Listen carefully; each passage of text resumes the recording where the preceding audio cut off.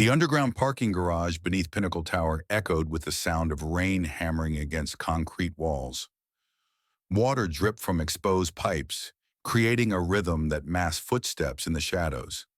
The fluorescent lights flickered overhead, casting everything in a sickly yellow glow that made the space feel like a tomb. Serena Caldwell pressed her key fob repeatedly, but her Mercedes remained dark and silent 20 feet away. The click of her heels against wet concrete seemed impossibly loud in the empty space.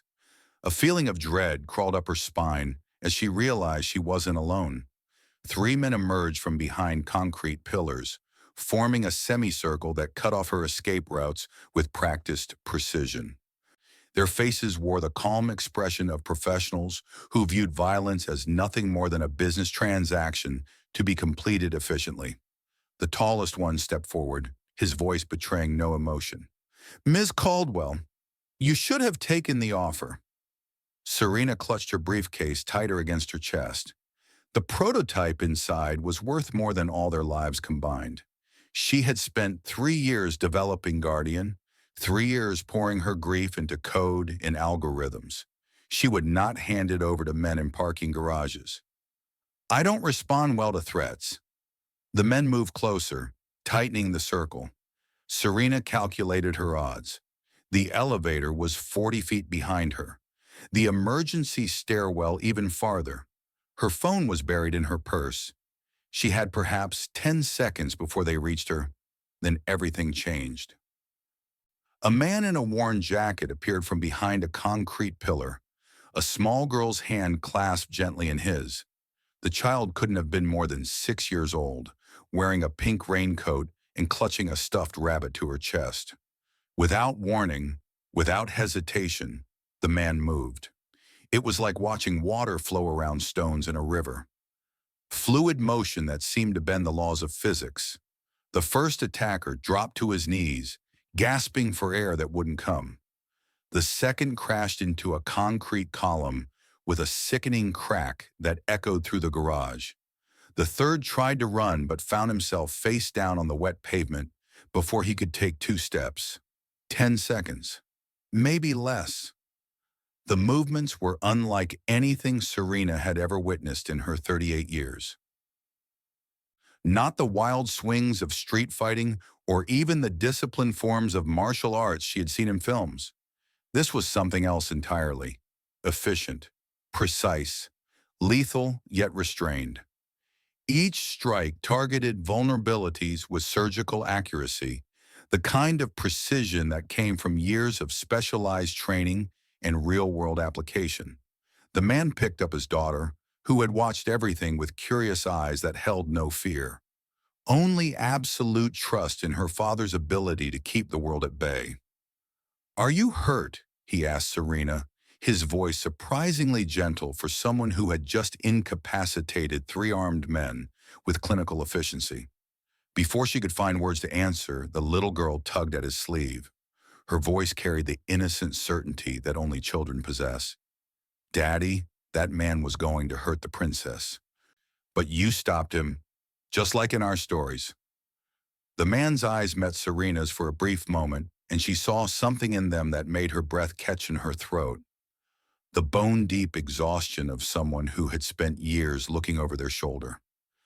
The quiet desperation of a man trying to protect something precious in a world determined to take it away. "I should call security," Serena managed, finding her voice at last. "I wouldn't." He turned to leave, then paused. His gaze shifted to the security camera mounted in the corner, its red light blinking steadily.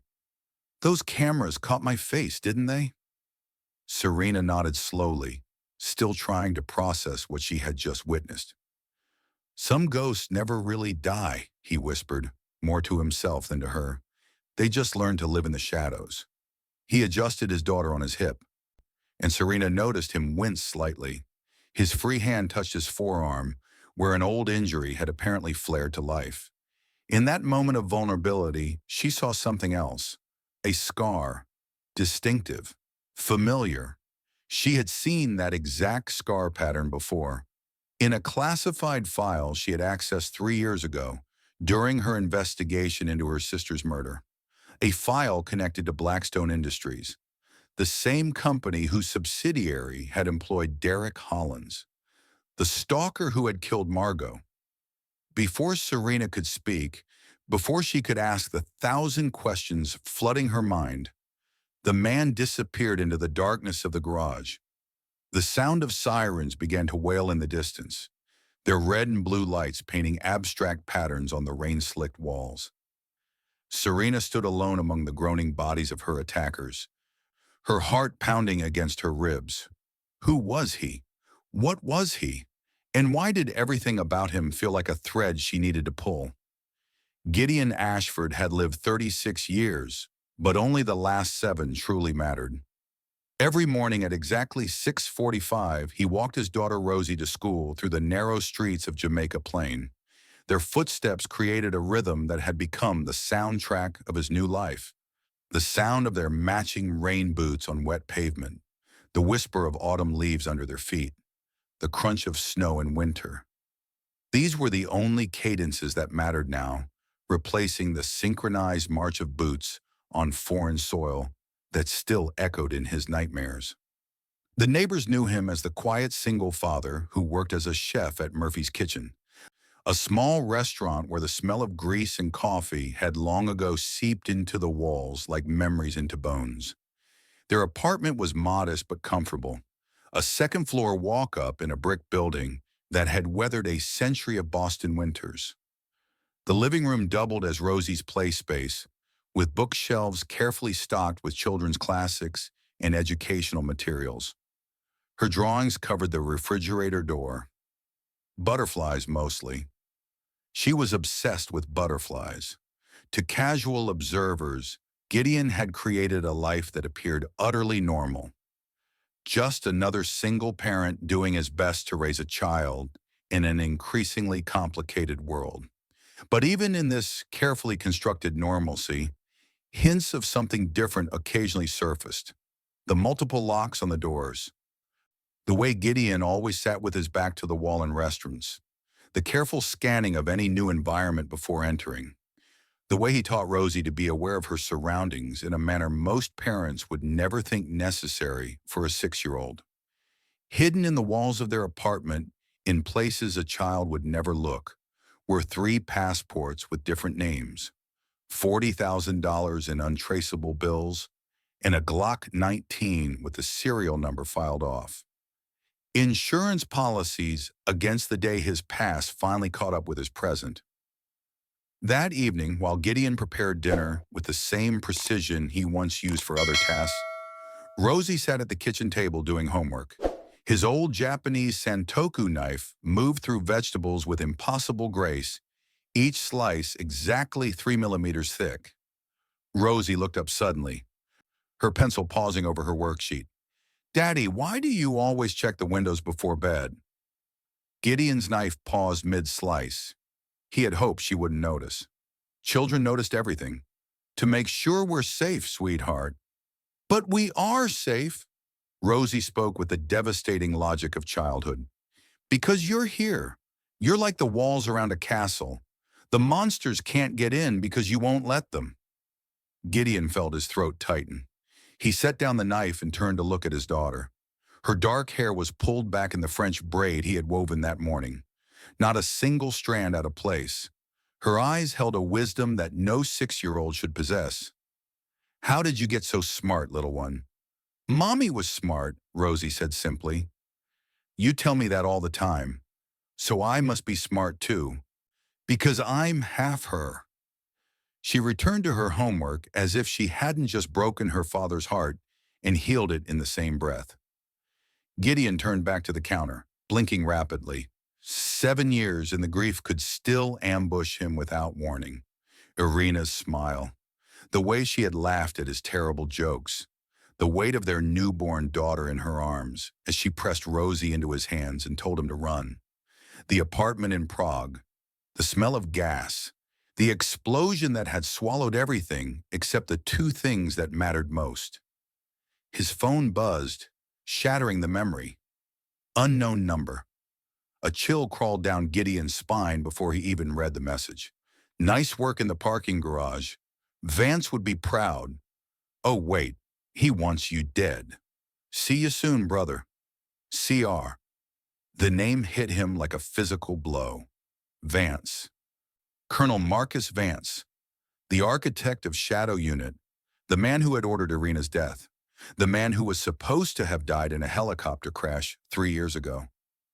Gideon deleted the message, his hands trembling. Daddy? You look scared. He forced a smile for his daughter. Just work stuff, sweetheart. Nothing to worry about. But everything had changed. If Caleb Rourke had found him, Vance couldn't be far behind. The television flickered in the corner, cycling through the local news. Gideon barely paid attention until a familiar face appeared on screen. Serena Caldwell leaving a police station. The headlines scrolled beneath, Pinnacle Tech CEO questioned after parking, garage incident. Then every muscle in his body locked tight. A different channel. Security footage.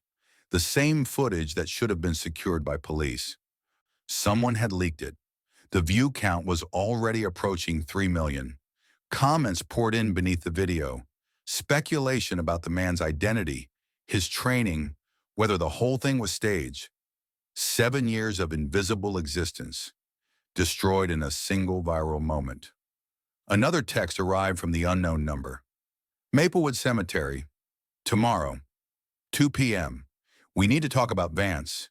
He's alive, and he's coming for both of us. Gideon looked at Rosie, peacefully drawing butterflies at the table, her tongue poking out in concentration. The past had finally found them. Serena Caldwell commanded boardrooms with the same intensity she brought to everything in her life, a force of nature dressed in Armani and armed with algorithms.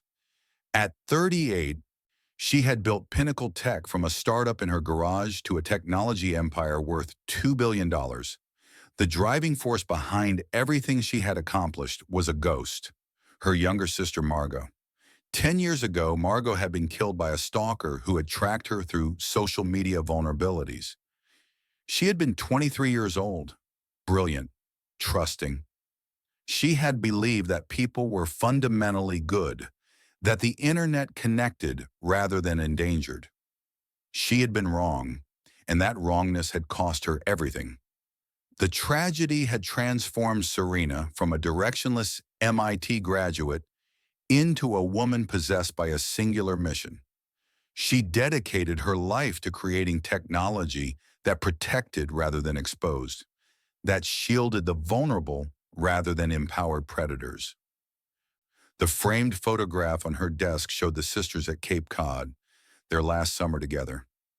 Margot's smile radiated the innocence of someone who believed the world was fundamentally kind, a belief that had died with her in a parking garage, not unlike the one where Serena had nearly died the night before.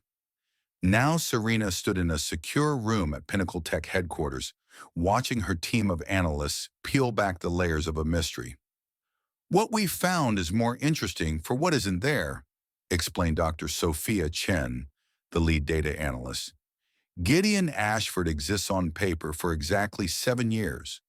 Birth certificate for his daughter Rosie, apartment lease, social security number that checks out at a glance, but almost no activity before that cutoff date. Professional grade identity creation, observed Vincent Cross, her chief of security. But it's old school. Modern identity construction includes digital breadcrumbs. This man has none. It's as if he deliberately avoided creating any digital presence whatsoever. And the mother of his daughter? Dr. Chen shook her head. No record, no birth certificate listing a mother's name, no marriage certificate, no death certificate. It's as if the child just appeared from nowhere. Vincent stepped forward with a tablet displaying archived news footage. There's something else. 7 years ago, there was an explosion in an apartment building in Prague. Gas leak, officially. 6 people died, including an American woman named Irina Ashford.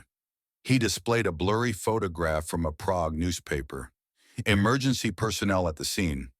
And in the background, barely visible, a man carrying a bundle that could have been an infant. The timing matches Ashford's appearance in Boston exactly. Serena studied the image, her analytical mind racing through possibilities. Then something clicked. A memory from 3 years ago, when she had been investigating every possible lead into Margot's murder. Pull up the Blackstone Industries file, the one connected to my sister's case. The file appeared on screen. Derek Hollins, Margot's stalker. His employment history before the murder. Blackstone Security Solutions, a subsidiary of Blackstone Industries. Serena scrolled through the subsidiary's board of directors. The world seemed to tilt on its axis. There, buried in the corporate structure, was a name. Colonel Marcus Vance, military consultant, board advisor. He's connected, Serena whispered. The man who killed my sister. And the man who apparently killed this stranger's wife. They're both connected to the same person.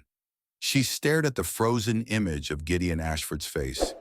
If Vance was behind everything, Margot's death, Irina's death, the attack in the parking garage, then this wasn't just about protecting her company anymore. This was about justice, 10 years overdue. Maplewood Cemetery was peaceful in the afternoon sun. Ancient trees cast dappled shadows across weathered gravestones that dated back to the Revolution. Gideon approached the north entrance with every sense on high alert. His eyes scanned for surveillance positions. His mind cataloged ambush points. His body calculated escape routes. Caleb Rourke sat on a bench near a massive oak tree, looking older than his 40 years. His once military posture had softened, and his face was weathered by stress and time.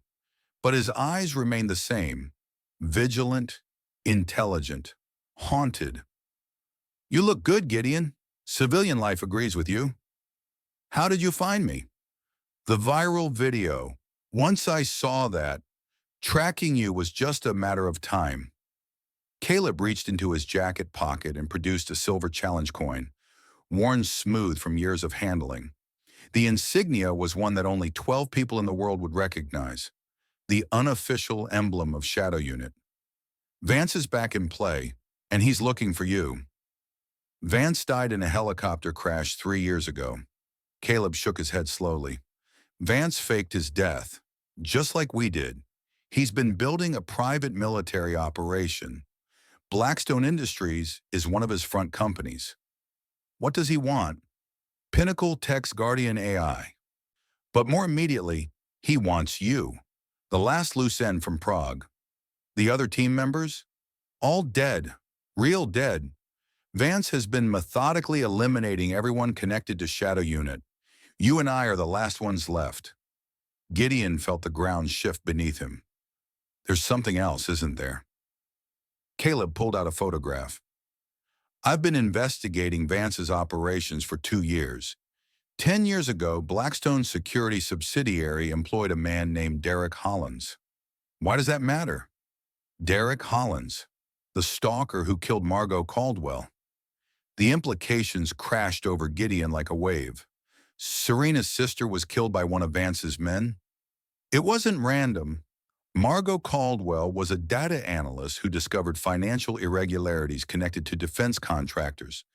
She was about to blow the whistle on Vance's entire operation, so he had her killed. Made it look like stalking gone wrong. Serena built Pinnacle Tech because of her sister's death, never knowing that her sister was murdered by the same man who killed your wife. Caleb finished. "Vance destroyed both your lives. He killed Irina, he killed Margot, and now he's coming for you, Rosie, and Serena. The same monster, different wounds. 2 families shattered by one man's ambition." When Serena appeared at Murphy's kitchen during the lunch rush, Gideon saw her before she saw him. She waited until his shift ended, following him to the alley behind the restaurant. "Mr. Ashford, or whatever your real name is, you shouldn't be here, Ms. Caldwell. I know about Vance. I know he's connected to my sister's death. And I know he's connected to yours. Gideon studied her face for a long moment. Behind the designer armor and the corporate composure, he saw something he recognized. A woman who had built walls so high that she had forgotten there was someone trapped inside them. A woman who had transformed grief into purpose, but had never allowed herself to grieve. "You didn't fail," he said quietly. "You turned your worst nightmare into protection for millions of people. Every algorithm you wrote, every security protocol you designed, that's Margot living through you. That's not failure. That's the bravest kind of survival I've ever seen." Serena's breath caught. The words hit her somewhere deep, somewhere she had kept locked away for 10 years. When was the last time someone had looked at her, really looked at her, and seen past the CEO? Past the billionaire? When was the last time someone had seen the broken girl who still cried for her sister in the shower, where no one could hear? "You see too much," she whispered. "I see someone who deserves to be seen," Gideon replied. "Not as a CEO or a target or an ally, just as a person who has carried an impossible weight for too long." A tear escaped down her cheek. She didn't wipe it away. "I lost someone too," Gideon continued. "Irina, Rosie's mother.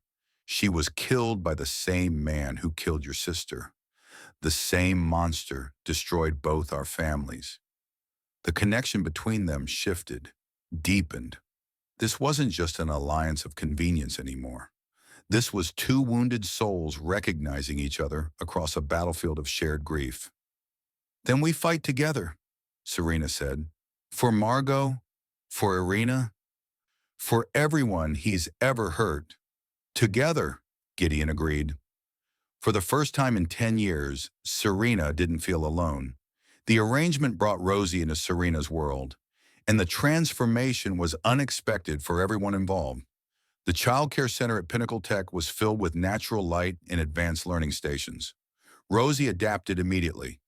But the most surprising development came when she formed an instant bond with Serena Caldwell herself. It began on the third day, when Serena found Rosie alone at a computer station, trying to navigate a coding game designed for much older children. "Would you like some help?" Serena offered. Rosie studied her with that ancient gaze in a child's face. "You're my dad's new boss." "I suppose I am. He says you build things that protect people."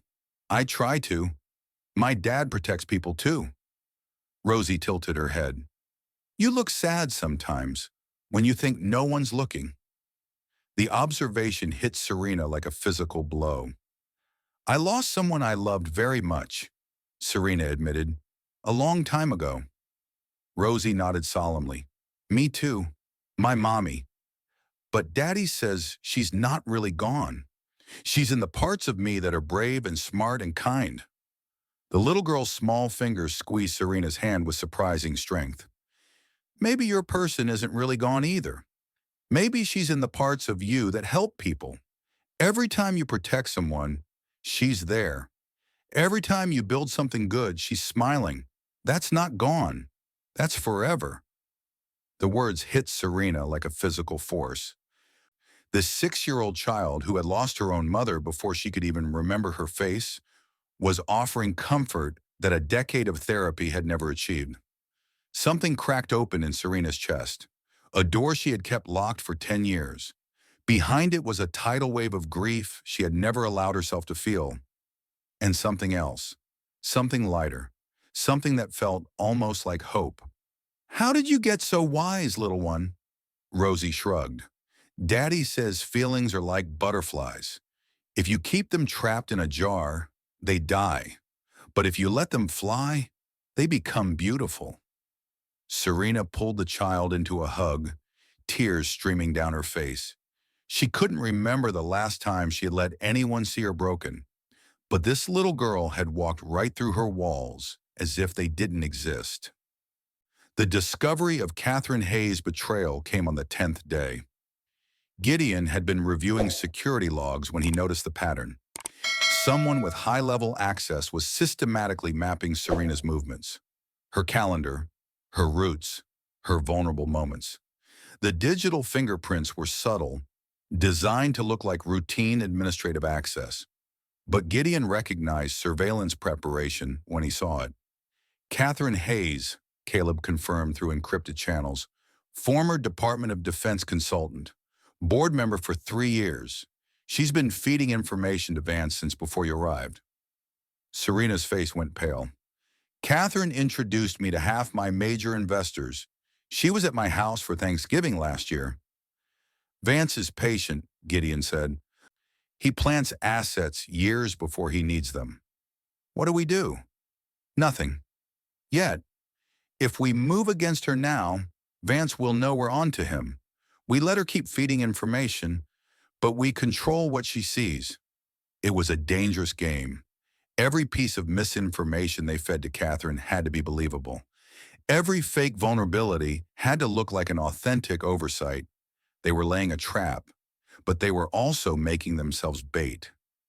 Before they could spring it, Vance moved first. 4 men in maintenance uniforms converged in the parking garage as Gideon escorted Rosie to their car. "Rosie, run to the elevator," Gideon ordered calmly. "Remember the emergency code." His daughter nodded once, her eyes wide but her movement steady. They had practiced this scenario dozens of times. The fight was brutal but brief. Gideon moved with lethal efficiency, neutralizing 3 attackers before they could process what was happening. Vincent Cross appeared from the stairwell just in time to intercept the 4th man. That night, as Gideon sat in the dark holding his daughter while she slept, his secure phone rang. The voice on the other end turned his blood to ice. "Hello, Gideon." Colonel Marcus Vance. Calm, measured, almost paternal. "It's been a long time." "Not long enough." "Still bitter about Prague?" Irina was exceptional. "Such a waste." "You murdered her. You murdered Margot Caldwell. You tried to murder your own operatives."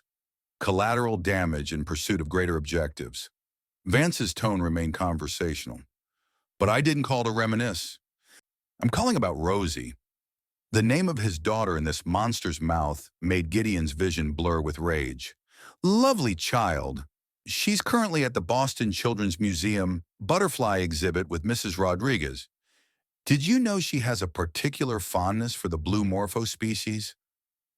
Every word was a knife, proof that Vance had been watching them. "What do you want?" "A simple exchange. The Guardian prototype for your daughter's continued well-being. Coordinates will follow. Come alone. Any deviation will have consequences." The line went dead. The hours that followed were the longest of Gideon's life. Vance's instructions had been precise. Mrs. Rodriguez would bring Rosie to a specified location. A van would collect them both. Any attempt to intercept, any sign of police involvement, and the consequences would be immediate. Mrs. Barris Rodriguez had called Gideon in tears. Men had come to her apartment. They had shown her photographs of her grandchildren. They had made promises about what would happen if she didn't cooperate. "I'm so sorry," she had sobbed. "They said they would kill my family. I had no choice." Gideon had told her he understood.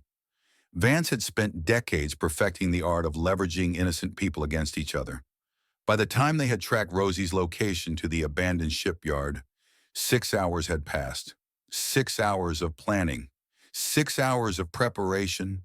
6 hours of Gideon fighting the urge to abandon all strategy and tear through anyone who stood between him and his daughter. But Serena had kept him focused. Caleb had kept him tactical. And somewhere in that shipyard, Rosie was waiting for her father to keep his promise. He would not fail her. The abandoned shipyard loomed against the night sky, its skeletal cranes and rusted structures silhouetted in moonlight. What had once been Boston's maritime pride now stood as a perfect killing ground. Serena arrived in an armored SUV, the modified Guardian prototype secure in a briefcase.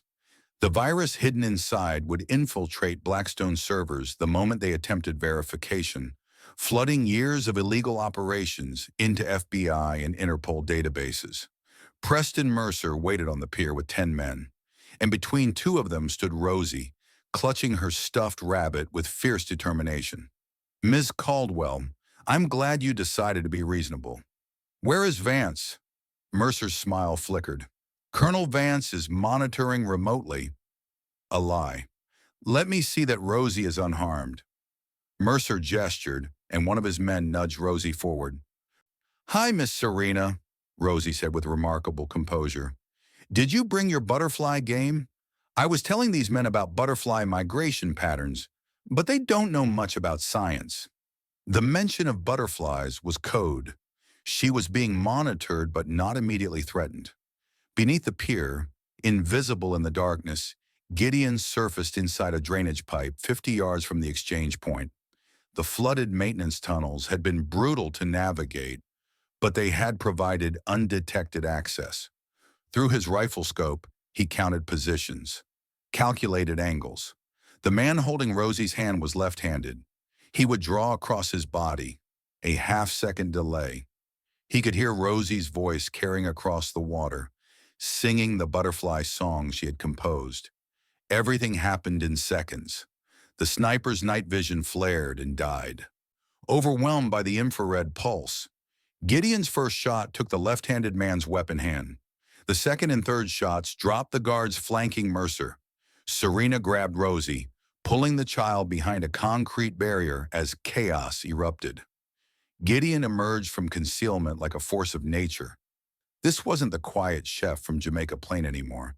This was the shadow unit operative in full deployment, turning Vance's own training protocols against his men. The briefcase opened to reveal the modified prototype. The moment Mercer's technician connected it to their verification system, the virus activated. Data began streaming into federal databases around the world. Mercer tried to run but found himself face down on concrete with Gideon's boot on his spine. "Where is Vance?" A voice cut through the chaos. Calm, measured, familiar. "I'm right here, Gideon." Colonel Marcus Vance emerged from the shadows, silver-haired and immaculately dressed, his posture military straight despite his 62 years. "Hello, Rosie," Vance said softly. "You look just like your mother. Irina was one of my best analysts. Such a shame what happened." "Don't talk to her." Gideon's voice was ice. "And Margot Caldwell, such a bright young woman. She almost exposed my entire operation. Making it look like stalking was inspired, don't you think?" Serena's composure shattered. "You murdered my sister. I eliminated threats. Just as I eliminated Irina, just as I'll eliminate everyone here tonight." Caleb emerged from his flanking position, weapon trained on Vance. "You built Shadow Unit as a humanitarian force. We saved lives." I made it relevant. The world doesn't need idealistic saviors. It needs surgical precision. For a moment, the standoff held. Then Vance's expression hardened. "You'll die with them." The gunshot came from an angle no one had anticipated. A hidden shooter. The bullet tore through Gideon's shoulder, spinning him around. But he kept moving, kept fighting, because Rosie was watching. She saw everything. Her father wounded, the bad man smiling, and she did something no one expected. She stood up from behind the barrier and began speaking loudly about blue morpho butterflies. "The blue morpho isn't really blue," she announced, her voice carrying across the pier. "It's an illusion. The wings have tiny scales that reflect light. People see what they expect to see, not what's really there." The bizarre interruption confused Vance's remaining men, a split second of hesitation. Caleb exploited it ruthlessly, dropping 2 more operatives. Vance, seeing his advantage crumbling, lunged toward Rosie, betting that neither Gideon nor Caleb would risk a shot with the child in the line of fire. He was wrong about who would stop him. Serena intercepted him with a precision strike to the throat. Vance staggered backward, stunned by the ferocity of her attack. "That was for Margot," she said. Caleb's shot caught Vance in the shoulder, a deliberate wound, ensuring capture rather than death, because death would be too easy. As sirens filled the air and FBI tactical teams swarmed the shipyard, Gideon made his way to Rosie despite the blood soaking his jacket. You did perfectly, sweetheart, just like we practiced. You're hurt, Daddy. I'll be okay. Promise? Promise. Rosie studied his face with her wise, knowing gaze. Then she looked at Serena, who knelt beside them with tears streaming down her face. Daddy, Rosie said solemnly, Miss Serena saved me. She hit the bad man. A pause. I think she should be part of our family. We have room. 6 months later, Boston Common blazed with autumn colors. Golden leaves drifted from ancient trees, carpeting the paths in shades of amber and crimson. Rosie ran ahead, chasing leaves that danced on the wind, her laughter carrying back to where Gideon and Serena walked side by side. He moved with a slight hitch in his stride now, the shoulder injury having left him with a permanent reminder, but his eyes were clear. The shadows that had haunted them for 7 years had finally lifted. The trial had dominated headlines for months. Preston Mercer was serving 25 years. Vance faced life without parole. Catherine Hayes had testified against both in exchange for reduced charges. The data flood from the virus had exposed corruption reaching into the highest levels of government and industry, all connected to Vance's network, all facing their own reckonings. Pinnacle Tech's Guardian AI had launched to unprecedented demand, with Serena's ethical restrictions firmly in place. Rosie ran back to them, leaves clutched in her small fists. This one matches your eyes, she said, placing a perfect maple leaf in Serena's palm. She gave Gideon an oak leaf. Because it's strong like you. Then she produced a golden birch leaf. And this one is for all of us, because it's beautiful and whole, even though it fell from the tree. Serena's engagement ring caught the autumn light.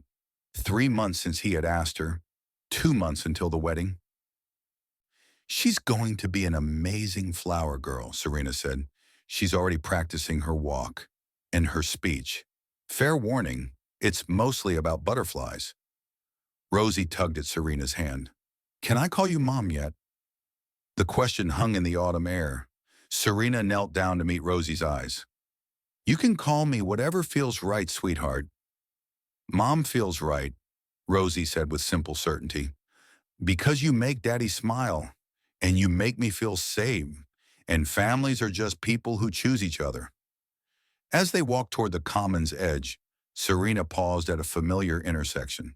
The entrance to the Pinnacle Tower parking garage was visible 2 blocks away. That's where it started, she said softly. That garage, that night. That's where I almost lost everything, Gideon replied. And found everything. Do you ever think about what would have happened if you hadn't been there? Every day, and every day I thank whatever force put me in that garage at that exact moment. Rosie tugged at both their hands. Can we get ice cream now? You promised? Gideon laughed, a sound that still made Serena's heart lift every time she heard it. Ice cream it is. As they walked away from the garage, away from the shadows of the past, Serena realized something profound. That parking garage had been intended as a place of violence and terror. Instead, it had become the birthplace of her family. Some ghosts, it turned out, didn't haunt you. Some ghosts saved you. Gideon took Serena's hand as they watched Rosie run ahead, chasing butterflies that existed only in her imagination. She's right, you know, he said quietly. Family isn't about where you're born. It's about finding the people who will fight for you, and the people you'll fight for. They walked together through the gathering dusk. 3 people who had found each other in violence but chosen to build something beautiful from the wreckage of their separate tragedies. The ghost had become a man again. The warrior had learned to trust, and the child had gained a mother who would teach her that strength came in many forms, including the courage to love again after loss.